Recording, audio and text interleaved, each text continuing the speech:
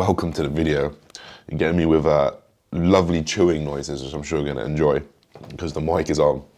Today I'm going to talk to you a little bit about kind of peri-workout nutrition, fancy word for pre, intra, and post-workout. Now there is a little bit of literature that we can delve into that will kind of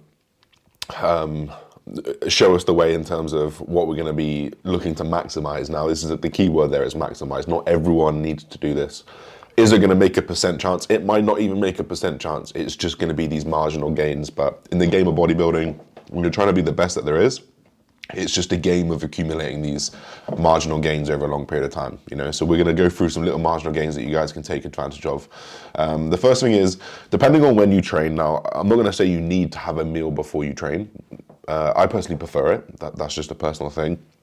But if you're on, you know, a good amount of food and you've eaten late the day before, you're gonna be fully fine. So anyone who is working out, you know, really early in the morning, doesn't feel like eating, don't worry about it. Just throw some EAAs in, maybe some carb powder, and you're going to be absolutely fine. But pre-workout for me, I float around 120 carb. I have 2 bagels, 60 grams of jam, and 60 grams of protein from whey. Super simple. This is just to fool myself right. I wait about 90 minutes until I train just to kind of fully digest and make sure I'm going to use that food. And then we're going to go on to a bit of an intro in a minute. So we are in for pull today. We're going to mostly focus on our lats, hit a little bit of rear delts, and then touch our biceps at the end. I'm not going to talk you through the majority of this, maybe just bits here and there, little tips and tricks that I would do. But this is one exercise that I think that a lot of people can get some good benefit from. I call it a find your lat special. It's basically just a cuffed pullover with the chest support. We've got to think the chest support minimizes any movement so we can really isolate the lats. You want to find yourself a close cable stack where you can kind of get the handles in as close to your shoulder width apart as possible, because obviously if it's out here, your lats don't necessarily work like this. They much work closer to the center of mass. The higher up the cuff's going to go, the less force is going to come through the lats. So I kind of go from between your mid elbow and your wrist, about here, just on the below the elbow. And I'm just going to talk you through it because this is something that I think that a lot of people could really benefit from in terms of changing from like a normal pullover, which a lot of people will do on a bar or even with ropes when they could be doing this slightly more superior. So you've got the cuffs. Yeah, it's an Amazon, by the way. You're going to sit down and you're going to fully extend without these slipping off your hands like they're doing right now. So I'm going to put on the end of here. As you pull down, you're going to pull over like a normal pull down. So your normal pull down, you're pulling straight through like this. The only difference we're going to do here is we're going to pull all the way down. We're going to bring our elbows in almost like a row. And this is just going to create a drop off. Now we know that the strength profile, let me just do it one more time. We're going to pull down and then we're going to pull in like a row. Now we know that the strength profile of the lat goes from a very, very strong position where we're putting the most force down to a weaker position as we, you know, shorten that lever, reduce that moment arm, and essentially just reduce the weight going through. So we're just trying to match that resistance profile and the strength profile that I mentioned in the last previous video. So this is something you guys should try out. That's going to be my main body of explaining today.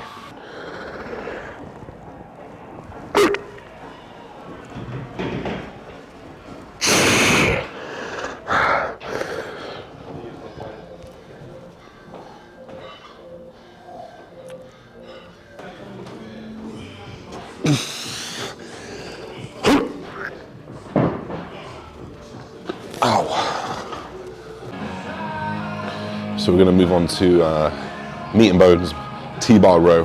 Now the thing about a T-bar row is most of the time they come at 2 different handles. One's either like straight or one's at a slight angle. You can loop some D handles over so you've got a bit of rotation in. Ideally you want if the D handles are rotational but pretty more fixed and a bit more stable, you'd obviously want those for everything. But fortunately this one actually works out pretty well, that the handle that's slightly out actually works in my line of pull really, really well. So I'm just going to use the bar as it is, but if you guys have got an awkward handle, sometimes it's really close in, just stick some D handles over it, you can then flexi here or there. So we're going to go into this.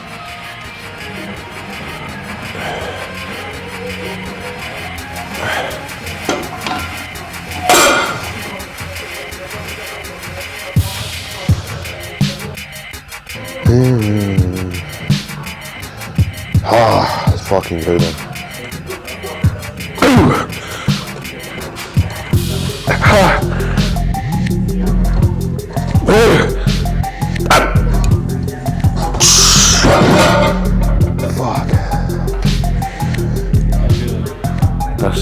abs up.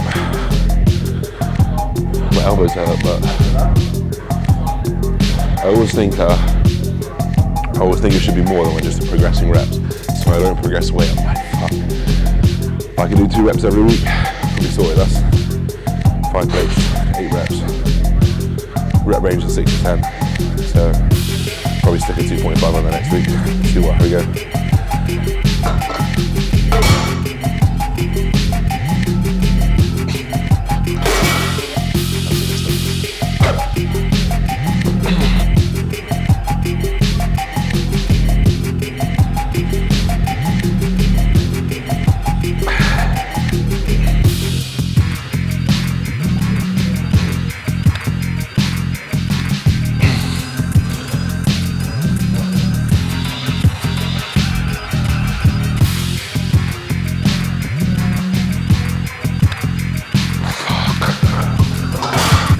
Harder than I thought it was going to be.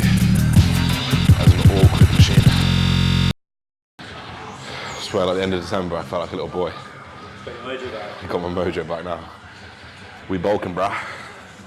Imagine when he's like a big bull.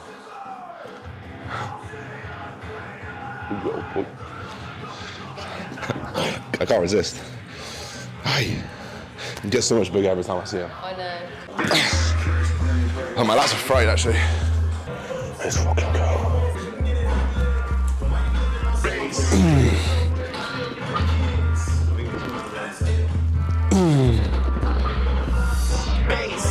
That's too heavy.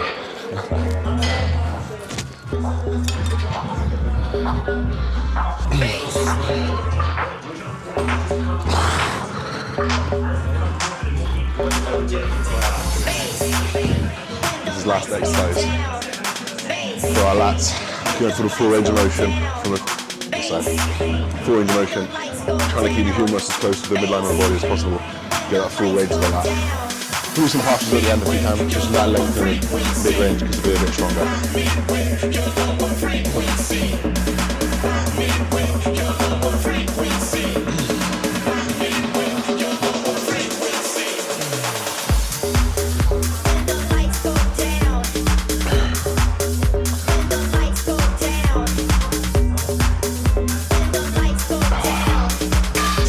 So something that we know is that we can grow across a lot of different rep ranges. You know, most research hints towards between the 6 and 30 range that you're going to get some decent benefits from. So it makes sense for us to train across those rep ranges occasionally. So we're going to run some rear delts which are not massively energy demanding. But we're going to go through like 20 to 30 reps. We're going to come out onto this bench, chest supported, perfectly straight arms. We're going to extend till the rear delt is fully contracted. No shrugging, no pulling back at the shoulder blade. And we're going to repeat that 30 times. So I've only got 4 kilos here. You shouldn't need much more than that to feel the burn. Roughly about a minute rest between. If you're doing it with a partner, just go, then go, then go.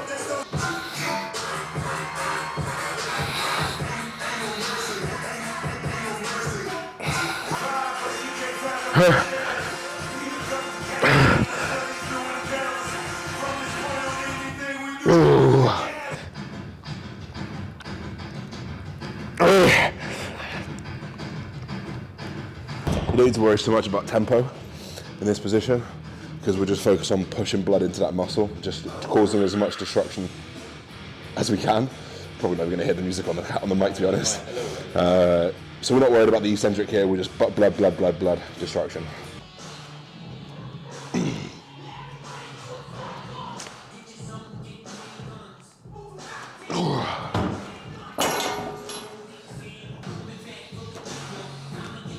But I can't help think I need to be bigger still.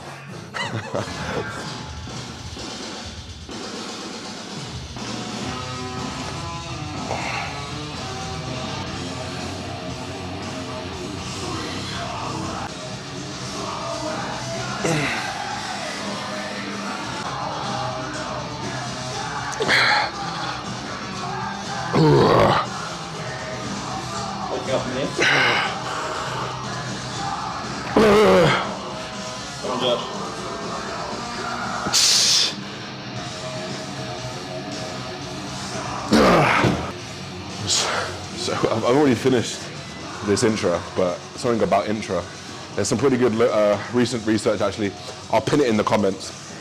And it essentially talks about the combination of EAAs, essential amino acids, and like a carb powder. For example, highly branched dextrin, HBCD. And actually drinking it intra mitigates some muscle protein breakdown. Obviously we're in this total balance of muscle protein breakdown, muscle protein synthesis the whole time.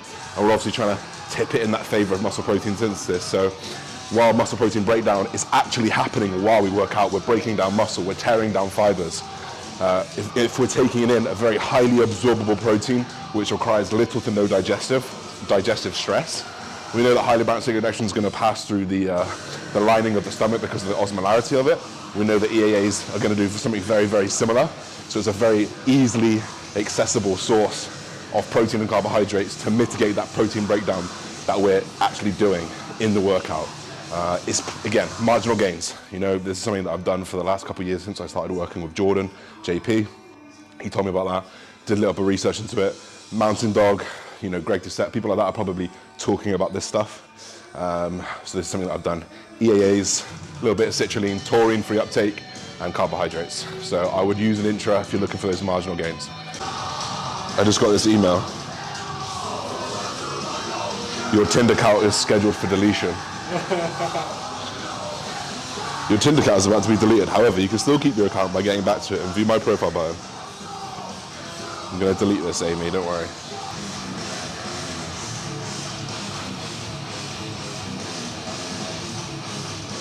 One day, boy. Coming up on the thing. So that was a really good session actually. That's my third day training in a row. I don't often train 3 days in a row, but I had push-pull, and then I just thought, you know what, I had push legs, then I thought, let's go for a pull session. It actually came out pretty well. I've earned my rest for tomorrow. That's something that I said in that session. I don't know if you guys have picked up, but I'm starting to feel my mojo again. I'm starting to feel that aggression again that I missed a little bit. Coming out of my competition, I felt great. This is like a 5-month process. Like the first couple of months I felt great. I was still reversing, I was putting on weight, I was starting to feel normal again. So I had lots of motivation. I think then when I kind of found my equilibrium, all the drugs left, my body equalized, I started feeling really, really normal again. I kind of lacked that real, like, let's fucking go then, in the gym. Now I'm sure it's because of the down-regulation of drugs that I was having. A combination of just burning out. I pushed for so long. I pushed for like 11 months. I've moaned about this on the channel about 100 times, so I'm sure you know about it. And I'd pushed for so long, motivation was hard. It was really, really hard. It took pretty much December off. And I just took the first few couple of weeks of my blast to kind of get back into it. And now I've got the aggression, I've got the grit, and I'm fucking ready for it. So I'm excited. I'm excited for the future, guys. We're gonna head back home. We'll get you with the post-workout details, and we'll wrap the video up. So we're coming in with our biggest bolus of carbohydrates of the day, post-workout meal. I've got about 250 carbs here. I've just got some like toaster waffles with some honey on, about 20 grams of honey, Cocoa Pops 200 grams, and a shake, which is 60 grams. Spoon not included. So the reason why I have my biggest portion of carbohydrates post-workout is generally because we have a bigger capacity to kind of utilize these. We've created a huge demand.